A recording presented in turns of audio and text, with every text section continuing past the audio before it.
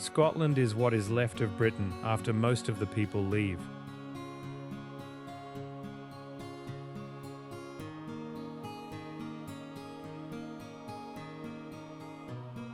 The country occupies the northern third of the island of Great Britain, sharing a single land border with England and looking out across cold water in every other direction.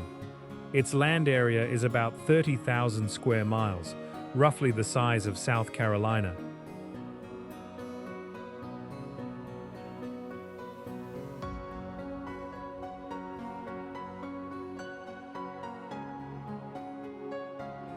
And its population is just under 6 million. 3/4 of those people live in the narrow central belt between Glasgow and Edinburgh. Above that belt, the country empties out fast.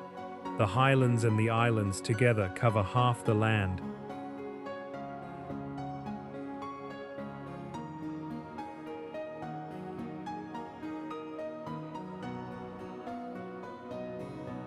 And hold less than 10% of the population. The same latitude that runs through Anchorage runs through Inverness. What this produces is a country with a very particular relationship to space.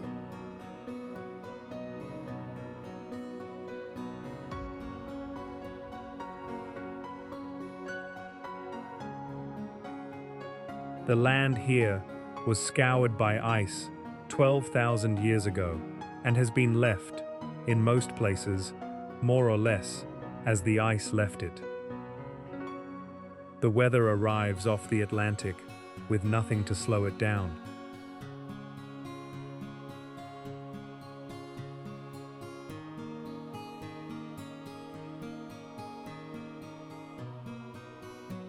The light moves across glens that have not been farmed in 100 years. The stones that hold the country up, 6 granite, basalt, sandstone, gneiss 6.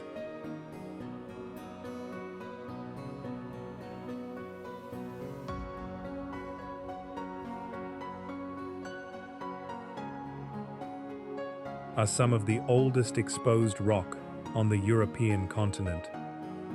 The question that follows you across this landscape, once you have spent enough time in it, is not a tourist's question. It is a structural one.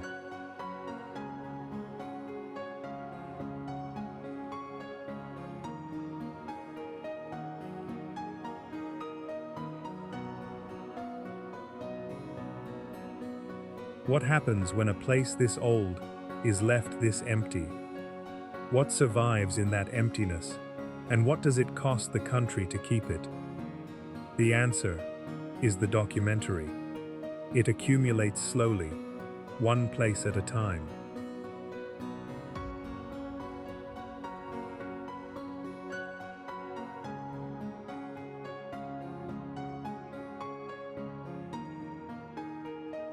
Edinburgh is the exception that proves the country. The capital sits on the southern shore of the Firth of Forth, built around an extinct volcanic plug that rises straight out of the city centre. Edinburgh Castle stands on that plug. The Royal Mile descends from the castle.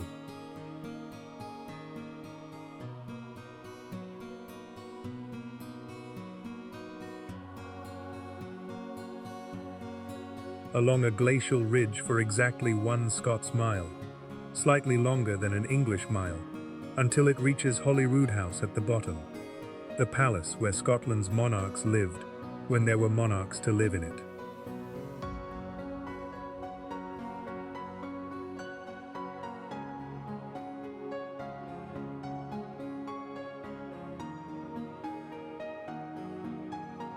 The Old Town is one of the most architecturally compressed urban environments in Europe. Medieval residents had nowhere to expand outward. The ridge falls away sharply on both sides.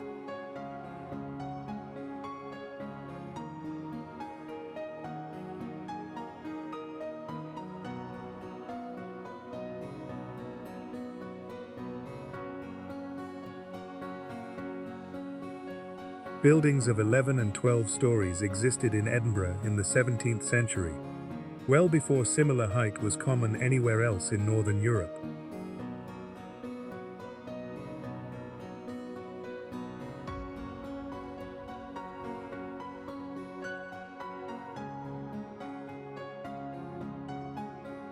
Many of them still stand. The closes, narrow stone passageways running off the Royal Mile at right angles, give the modern visitor a working model of how dense the city was and how vertical its solutions had to be.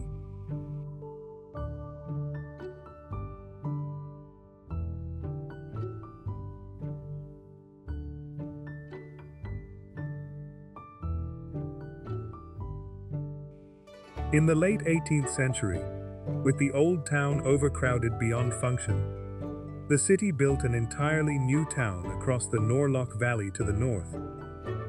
The loch was drained and became Prince's Street Gardens.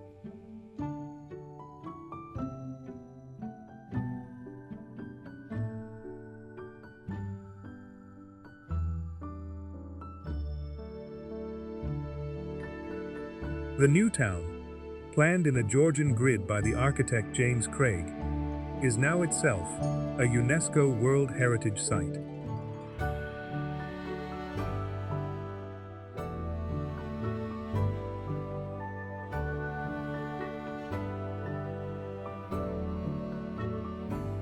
The result is a capital that holds the medieval city and the Enlightenment city side by side, separated by a public park and a railway line, connected by bridges that pass over both.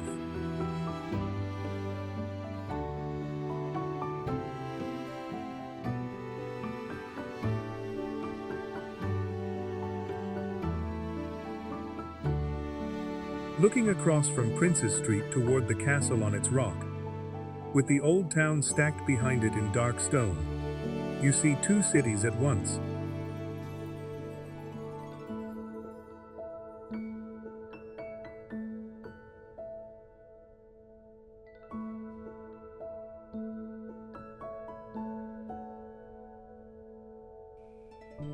Two and a half hours northwest of Edinburgh by road, the land begins to do something it does nowhere else in Britain. The Highlands begin. The glaciers that retreated from this region 12,000 years ago left a landscape of long parallel valleys, deep, dark lakes, and weather that arrives in the same direction as the prevailing wind. Glencoe is the most photographed of these valleys, and for good reason.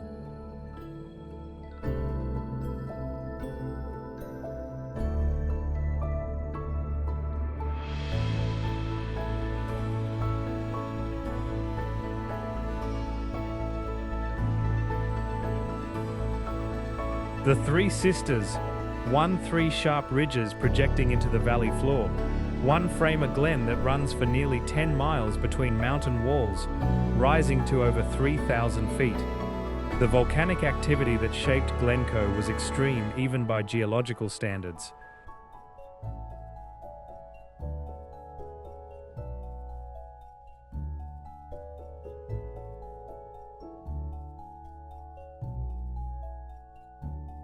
Around 420 million years ago, the area was the site of one of the largest super eruptions in European prehistory. The caldera collapsed. The granite that flowed up into the void is what now stands as the surrounding mountains. The valley itself was carved later, by ice.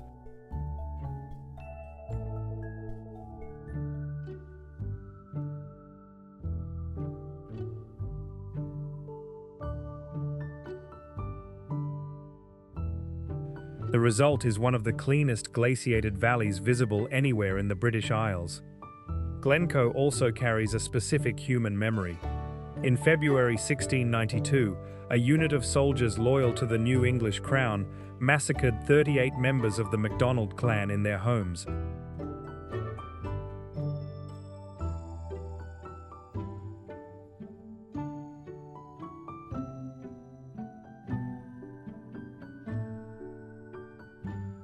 And many more died in the snow as the survivors fled. The event entered Highland memory as a particular kind of betrayal, and locals still mention it by name when they discuss the Glen.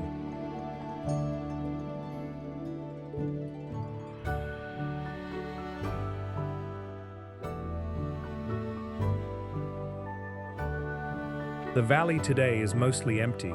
A single road, the A82, runs its length. There are no towns.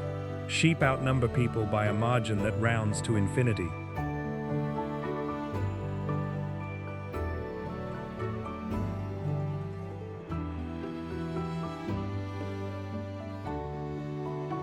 When the cloud cover lifts off the ridges and a single beam of light moves across the floor of the glen, illuminating a section of heather and dark grass for 30 seconds before moving on, you understand why people who have only seen Scotland in photographs are not quite prepared for it.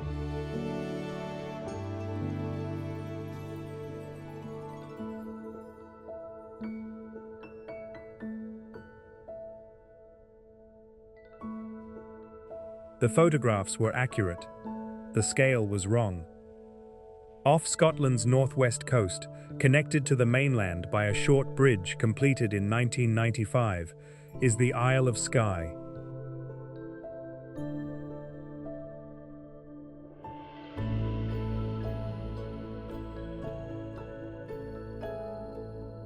The island runs about 50 miles north to south and contains some of the most dramatic landscapes in Britain. The Quillan Ridge in the south rises in serrated black peaks to over 3,000 feet.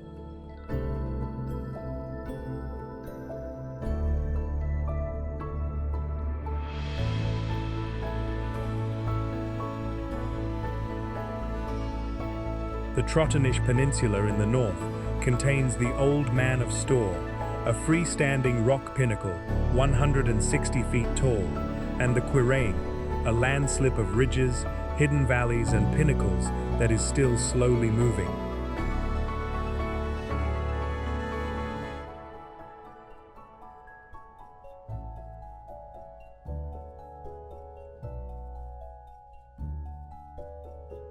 Skye is geologically young by Scottish standards.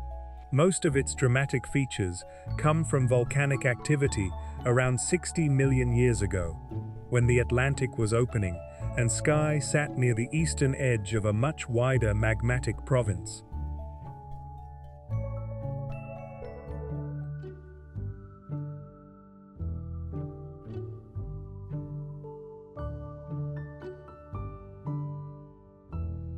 The black basalt that forms the Storr pinnacles and the Trottenish landslip is what cooled when those eruptions subsided. The slow movement of the landslip, millimeters per year but visible across decades,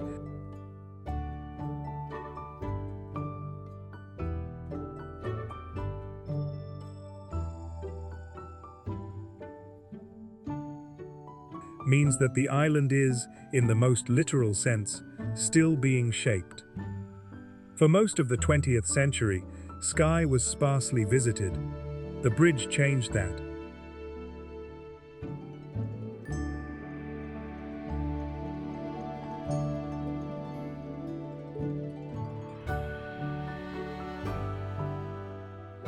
Visitor numbers in 2025 exceeded 600,000, on an island with a permanent population of about 10,000.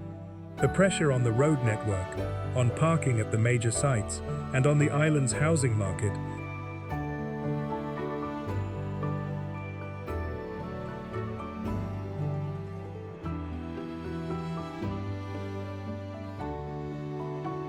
has become significant enough that Skye is now a regular case study in how a place becomes too well known too quickly. Local councils have been working on new visitor management systems, including paid parking at the ferry pools and the Quiraing, that is set to expand through 2026.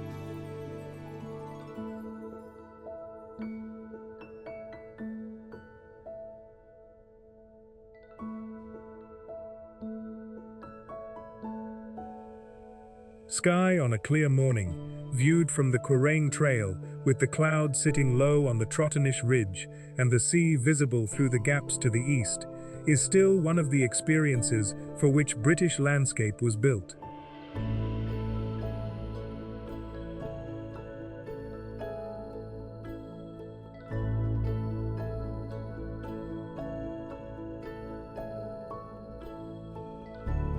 The geology that made this place, black basalt cooling in a vanished volcanic province, feels less like history and more like something the island is still actively doing.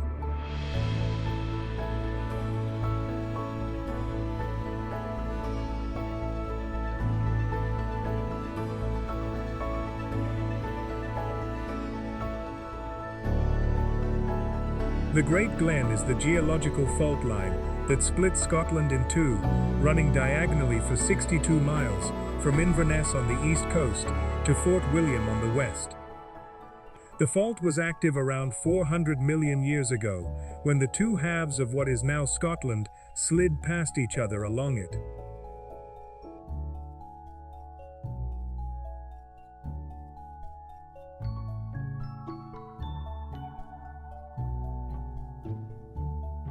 The largest is Loch Ness. Loch Ness contains more freshwater than all the lakes of England and Wales combined. It is 23 miles long, a mile wide at most points, and over 700 feet deep at its deepest. The water is dark with peat.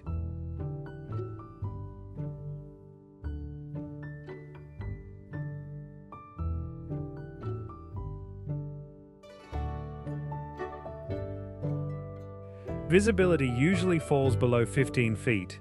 Average water temperature stays in the low 40s Fahrenheit year-round. The depth and the darkness explain, more than any other factor, why a particular folk legend has been so durable here.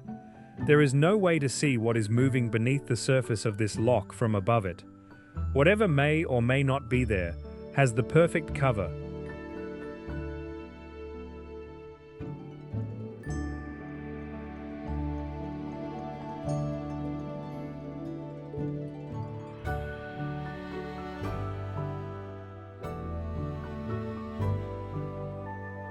Urquhart Castle stands on a promontory along the western shore, in ruins since it was deliberately destroyed in 1692 to prevent its use by Jacobite forces.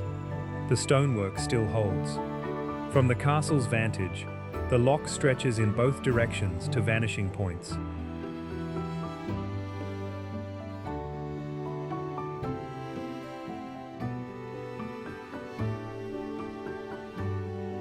The hills on the opposite shore rise steeply. The waterline disappears into mist on most mornings.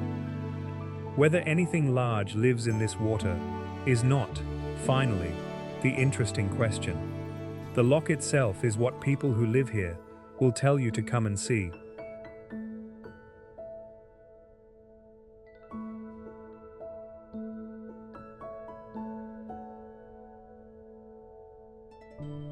The Caledonian Canal that runs through the Great Glen was completed in 1822, designed by Thomas Telford, and connects the North Sea to the Atlantic across the width of Scotland. It is still in use.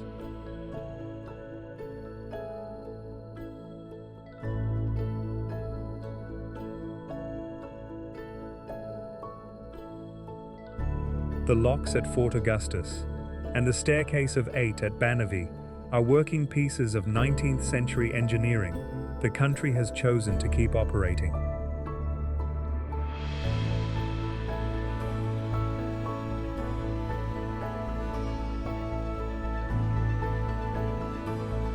The West Highland Line runs from Glasgow to Mallaig, a fishing port on the west coast opposite Skye, across 164 miles of some of the most difficult terrain a railway has ever been laid through.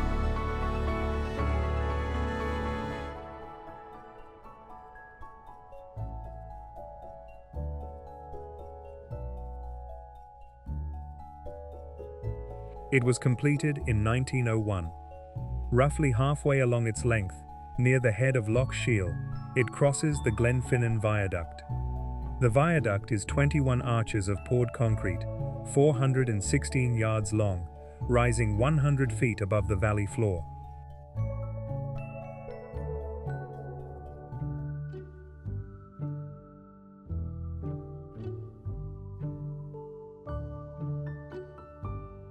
It was one of the first major concrete structures of its kind in Britain. The choice of material had been controversial. Critics argued that concrete would not endure in the Highland weather. The viaduct is still standing, more than 120 years later.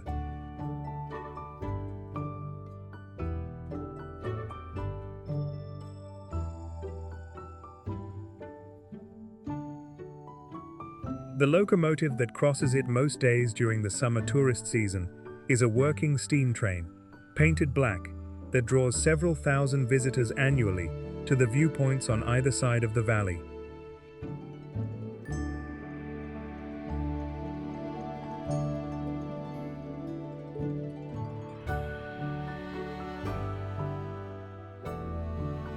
The Glenfinnan monument stands at the head of Loch Ness, below the viaduct, marking the spot where Prince Charles Edward Stuart raised his standard in August 1745.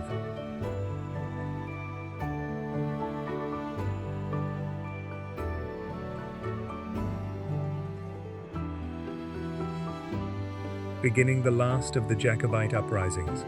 The rebellion ended 7 months later at Culloden Moor, outside Inverness, in a battle that took about 40 minutes and effectively ended the political ambitions of the exiled Stuart line forever.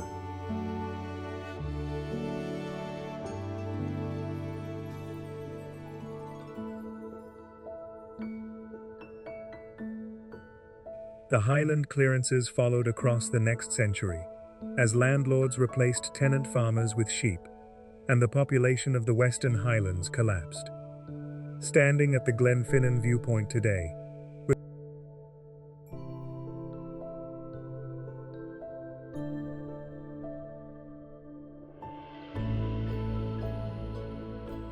the loch stretching south toward the sea and the viaduct curving across the middle distance, you are looking at a landscape that holds two completely separate dramas: a railway built against the geology, and a country that emptied out around it.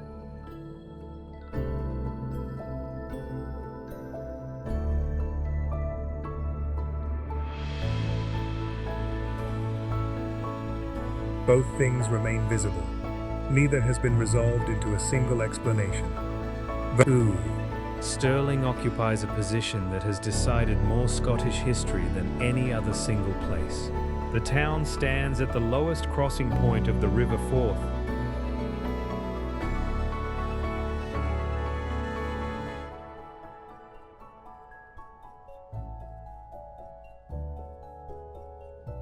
The natural choke point between the Highlands and the Lowlands. Anyone moving an army between northern and southern Scotland had to come through Stirling. The castle, built on the volcanic plug above the town, controlled that crossing.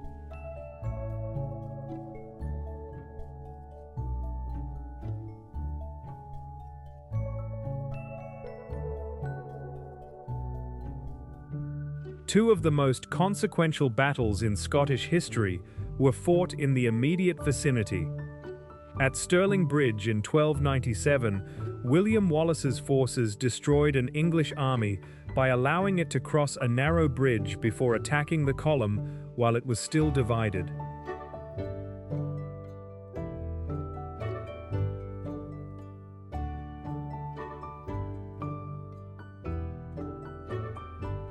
At Bannockburn in 1314, Robert the Bruce's smaller Scottish army defeated a much larger English force in a 2-day engagement that essentially established Scottish independence for the next 3 centuries. Both battlefields lie within a few miles of the castle.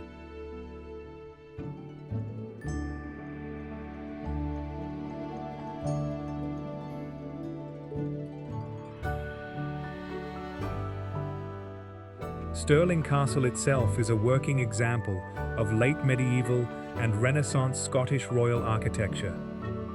The Great Hall, completed under James IV around 1503, was one of the largest secular halls in late medieval Britain.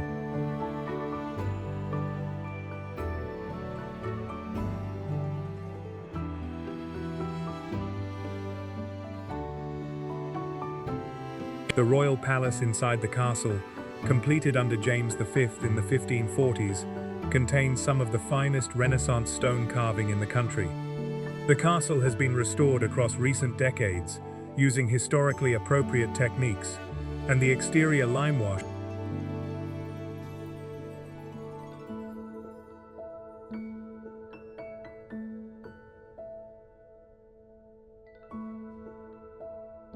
returns the building to roughly the color it would have been when it served as a royal residence.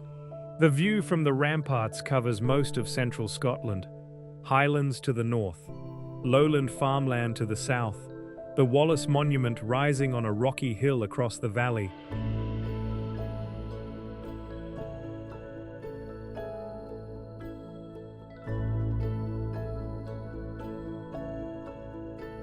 The bend of the River Forth running through the middle of it all. Whisky in Scotland is not a product. It is an industry, a cultural identity, and a piece of agricultural infrastructure that operates across most of the country at once.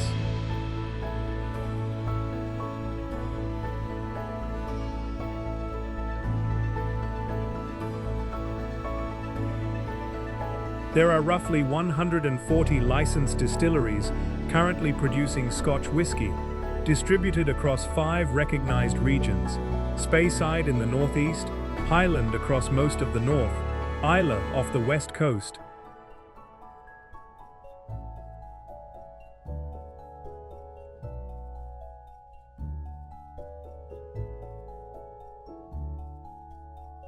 Campbelltown on the Kintyre Peninsula, and the lowland region in the south. Each region produces a recognizably different style, shaped by water source, peat content, climate, and local distilling tradition.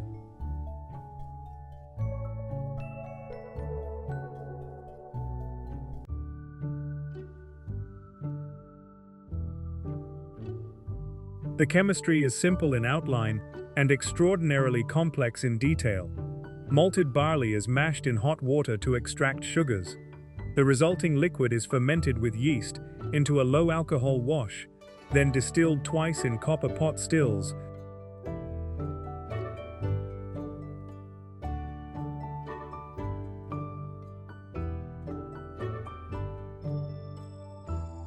To a clear spirit of around 70% alcohol.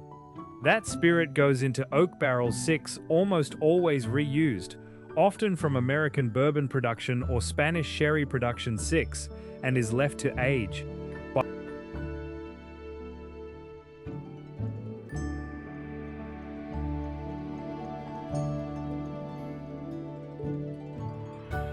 By law, single malt Scotch must spend at least 3 years in oak in Scotland.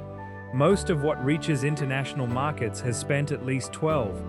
What happens inside the barrel during those years is the part nobody fully controls.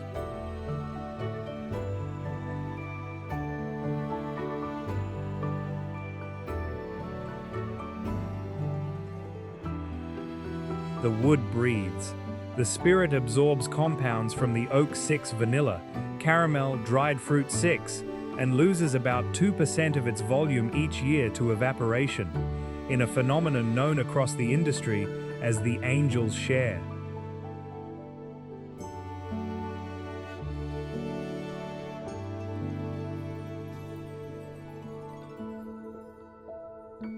The cumulative effect across a 15 or 20-year aging program is significant.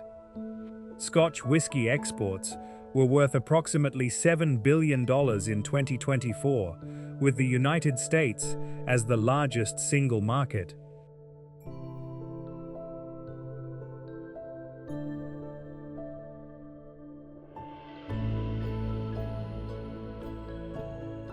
The barrels stored in bonded warehouses at any given moment represent an inventory measured in decades.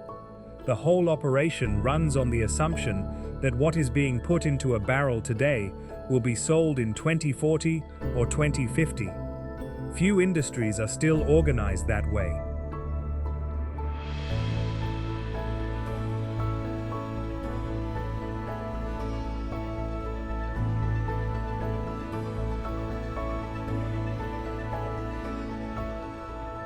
The Cairngorms National Park occupies 1,748 square miles in the Eastern Highlands. It is the largest national park in the United Kingdom, larger than the Lake District and Snowdonia combined.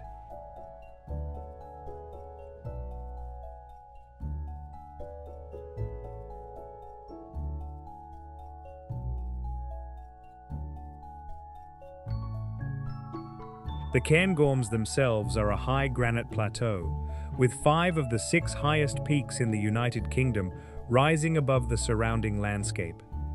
The summit plateau holds a sub-Arctic climate. Temperatures regularly drop below 0 Fahrenheit in winter.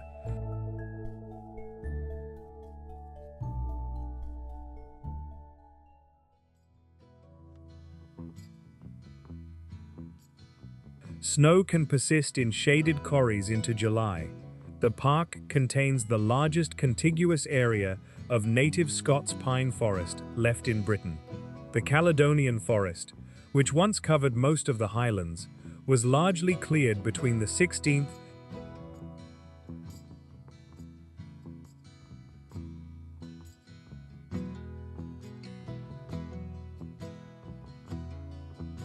and 19th centuries for timber, agriculture, and to remove cover for cattle reavers. Less than 2% of the original forest remains. Most of what survives is in the Cairngorms.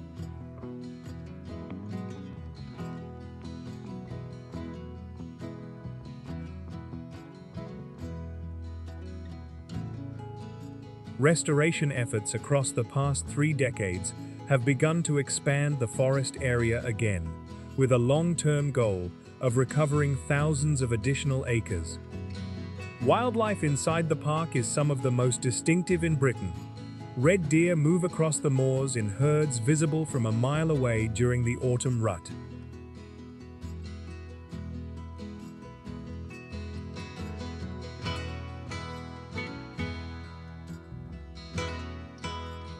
Golden eagles nest in the high crags.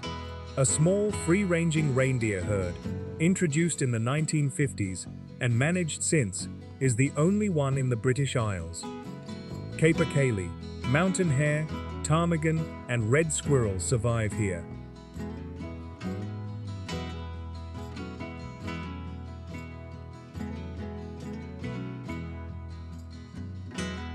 The Scottish wildcat, one of the rarest mammals in Europe, holds its last serious population in and around the Cairngorms.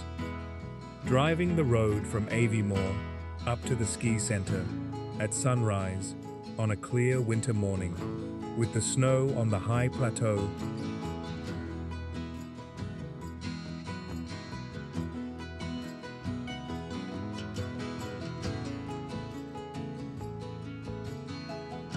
still pink with first light, you are looking at a landscape that has more in common with sub-Arctic Scandinavia than with the rest of Britain. Scotland is not a small country in every direction at once. North, it gets very large indeed.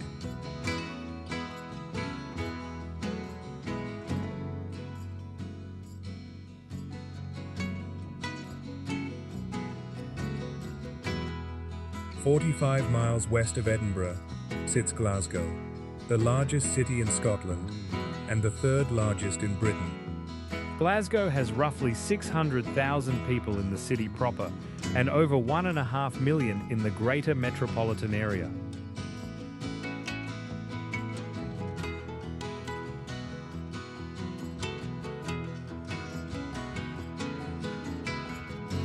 The two cities have argued about which one is the real cultural capital of Scotland for centuries. They are not going to resolve this. Glasgow grew rich during the 19th century on shipbuilding and heavy industry. The River Clyde, which runs through the centre of the city,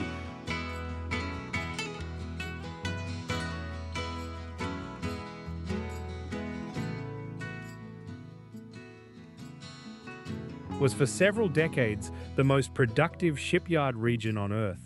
Roughly 1 in 5 ships built worldwide in 1900 was launched from a Clyde yard. The great transatlantic liners, Queen Mary, Queen Elizabeth, and many others.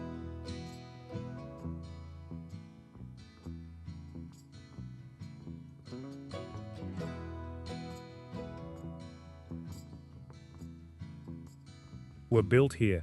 When the industry collapsed in the late 20th century, Glasgow had to find a different identity, and the transition was harder than any economist had predicted. What the city built in place of the yards is now visible along the rebuilt riverfront.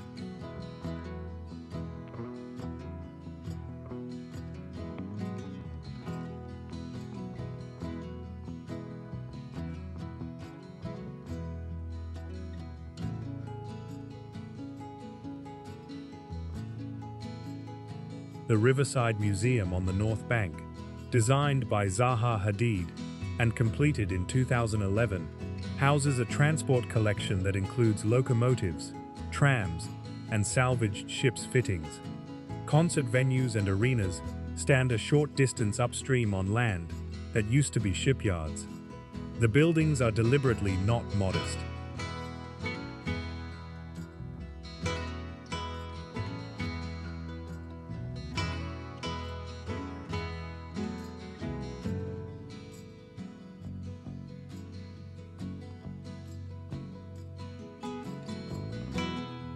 The buildings are deliberately an enthusiasm.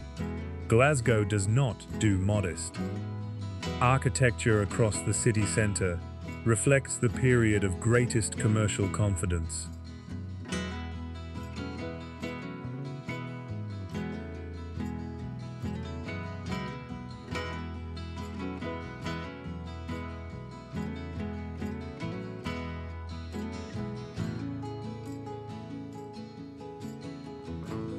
The sandstone facades of George Square and the Merchant City, the Glasgow School of Art's main building, completed in 1909 to designs by Charles Rennie Mackintosh, was one of the most influential pieces of early modernist architecture in Europe. Glasgow's argument with itself about what it is now, as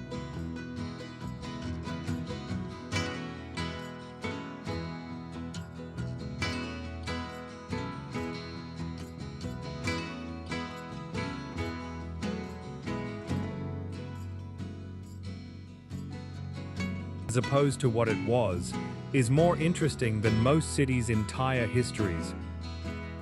The Northern Islands carry Scotland's deepest history.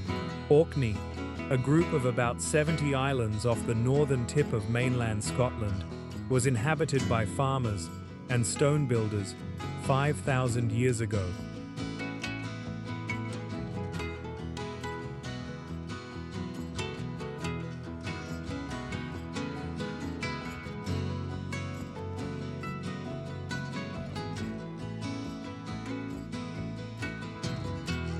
When most of the rest of Northern Europe was still using temporary settlements. Skara Brae, on the west coast of the mainland of Orkney, is the most complete Neolithic village in Western Europe. 8 stone houses, connected by covered passageways, with stone furniture still standing inside them.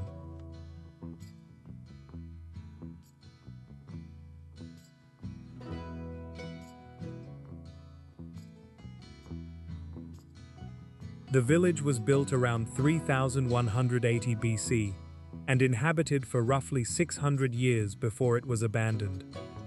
Skara Brae is older than Stonehenge. It is older than the Great Pyramid of Giza by about 500 years. It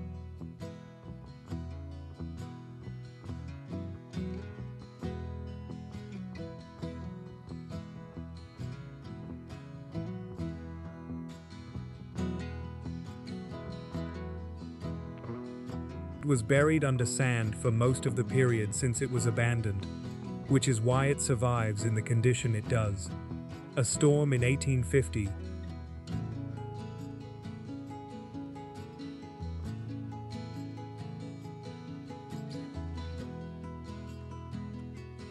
stripped enough of the dune covering to reveal the stones. Excavations across the next century brought the rest into view.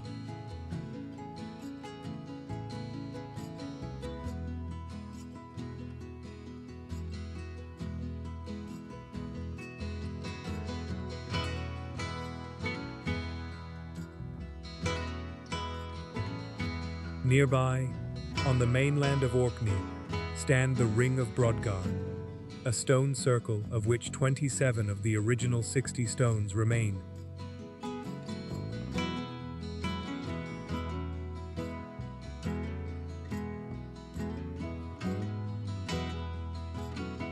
And the standing stones of Stenness, 4 enormous monoliths that are older than the Ring of Brodgar.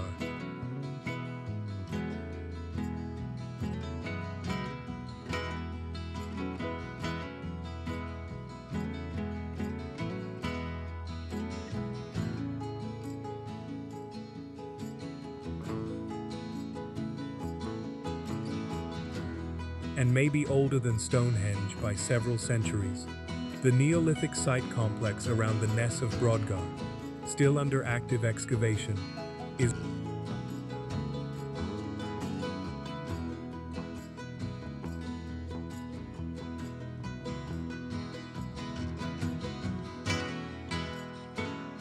rewriting the textbook understanding of religious and political organization in prehistoric Europe.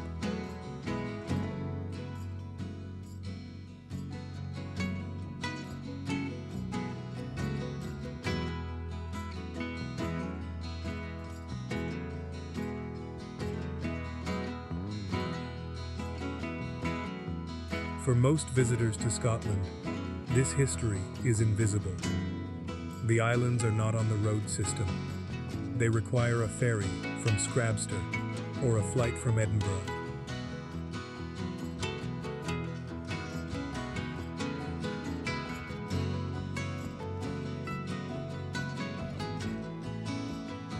What this produces is a piece of European prehistory, preserved with unusual completeness.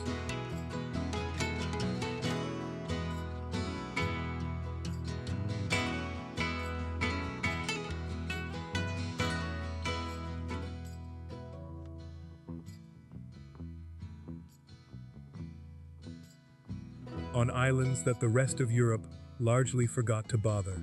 The wind off the North Atlantic across the Brodgar Peninsula at dusk is not quiet.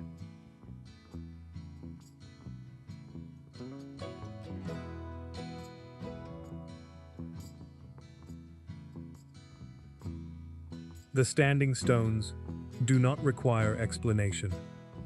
They are still standing, because that is what they have done for 5,000 years.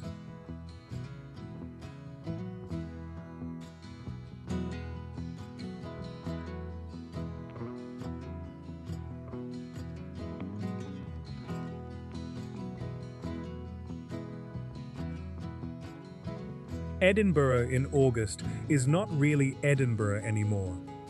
It is the largest performing arts festival on Earth, plus a city.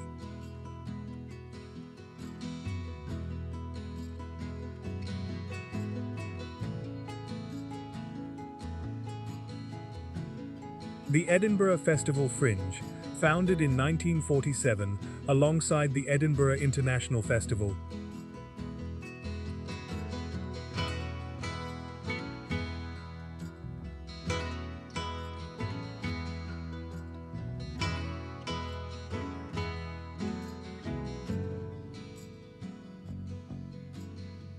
now hosts more than 3,000 individual productions across roughly 300 venues over 25 days.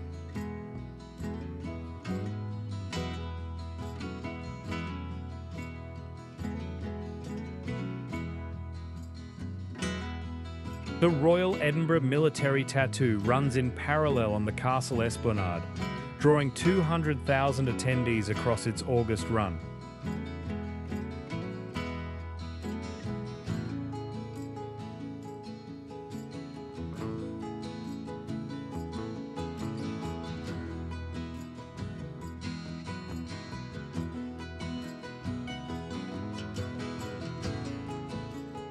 The city's population effectively doubles for the duration. Edinburgh's hotel inventory sells out months ahead. Every flat with a spare room becomes accommodation. The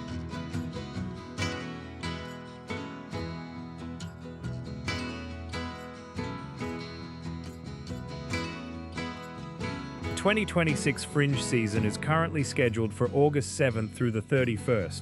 Around 4 million tickets are expected to be sold.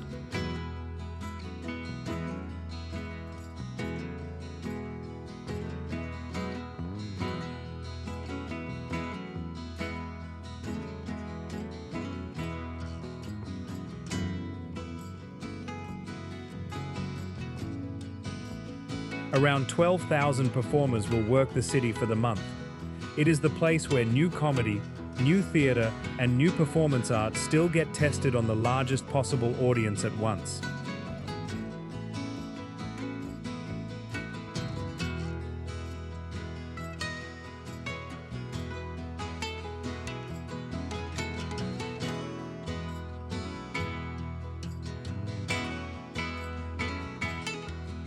Hogmanay in Edinburgh, the Scottish word for New Year's Eve, but used here as a multi-day winter festival, closes out each year in a way that has few equivalents elsewhere.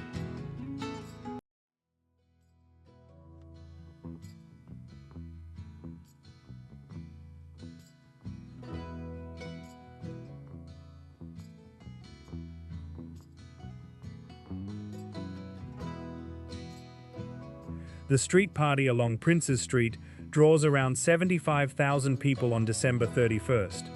Fireworks launch from Edinburgh Castle at midnight.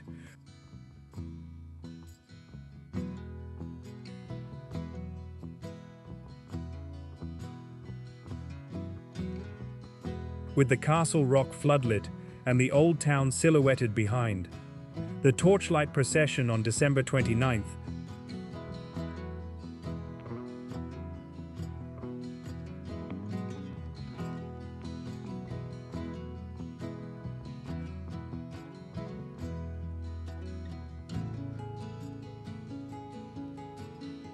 with several thousand participants carrying lit torches through the Old Town, has become one of the most photographed events of any European winter.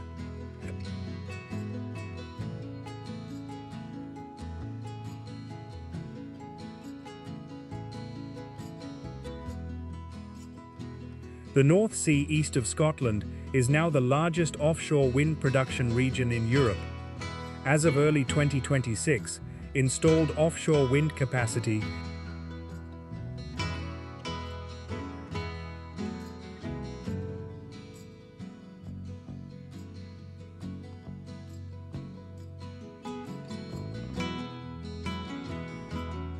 in Scottish waters exceeds 9 gigawatts, with another 28 gigawatts in active development across the ScotWind leasing rounds.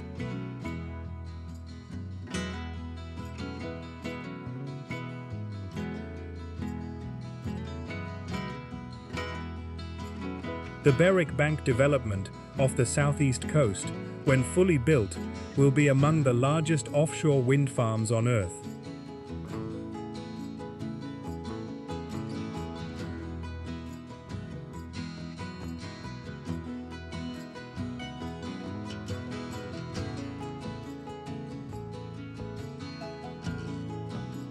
The geology helps.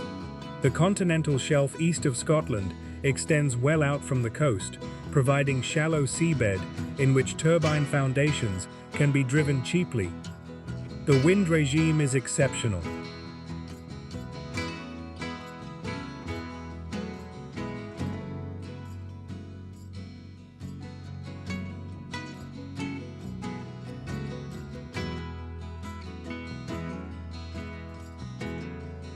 The same Atlantic systems that make Scottish weather difficult on land make Scottish waters extremely productive offshore.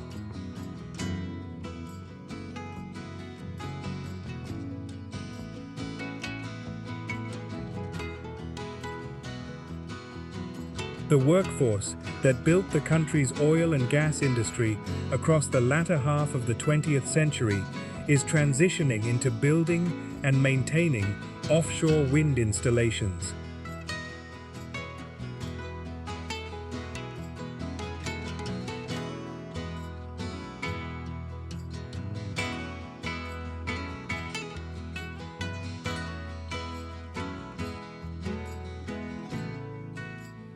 Aberdeen, the East Coast city that grew rich on North Sea oil from the 1970s onward, is positioning itself as the European hub for the wind transition.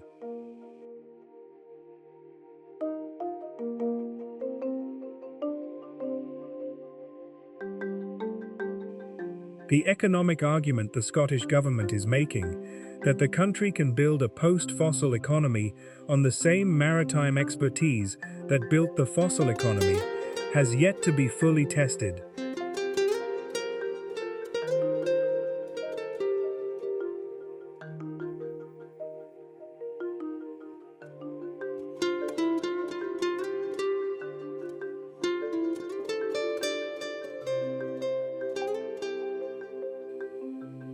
But the infrastructure investment in 2026 is real, large, and visible from the coastline.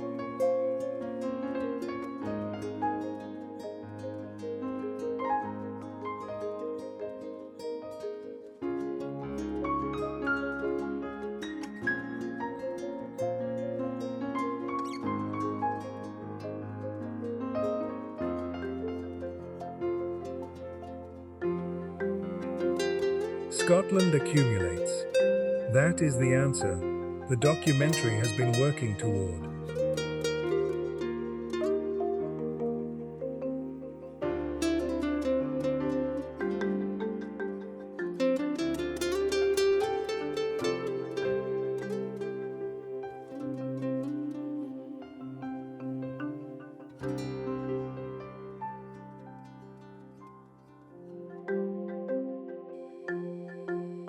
What the country has done across 1,000 years of being told what to be by a larger neighbour is to keep almost everything, in some form. The medieval city and the Georgian city, side by side. The Neolithic village and the offshore wind farm.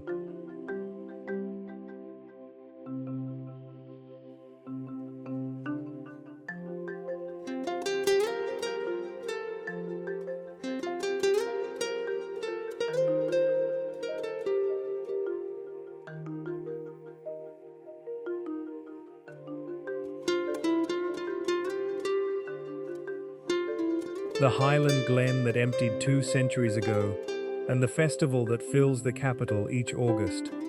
The whisky industry that operates on a 50-year planning horizon, and the parliament that reconvened after a 300-year gap.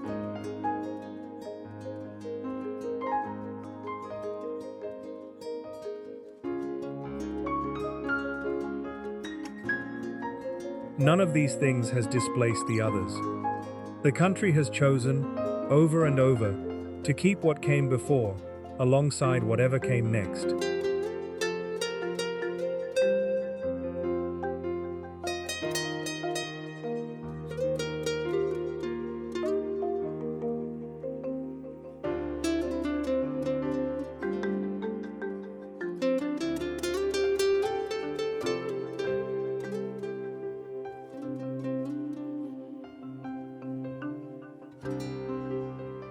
The weather does not let you forget that this is a hard place to live. The Atlantic pushes weather across the country at a pace that does not allow long settled days. The land that can be farmed is small.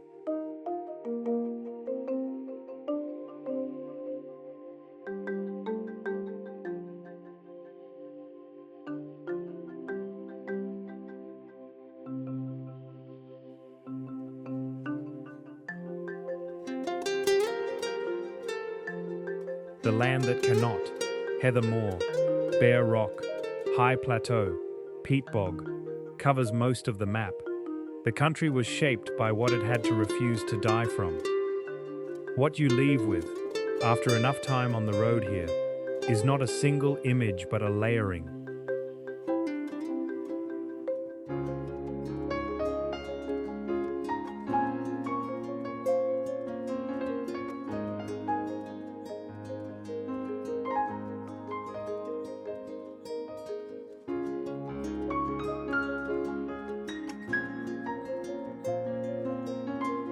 The castle on the volcanic plug, the viaduct over the Glen, the torchlight procession descending the Royal Mile in the dark, the standing stones above the cold sea, the barrel warehouse with the angel's share rising through the slates, the turbines rotating against the dawn.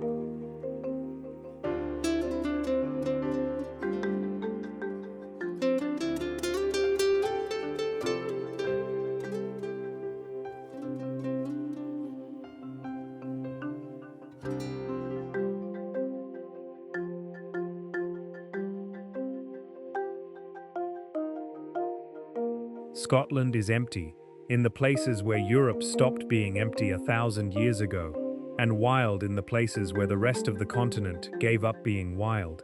That emptiness and that wildness are not separate qualities.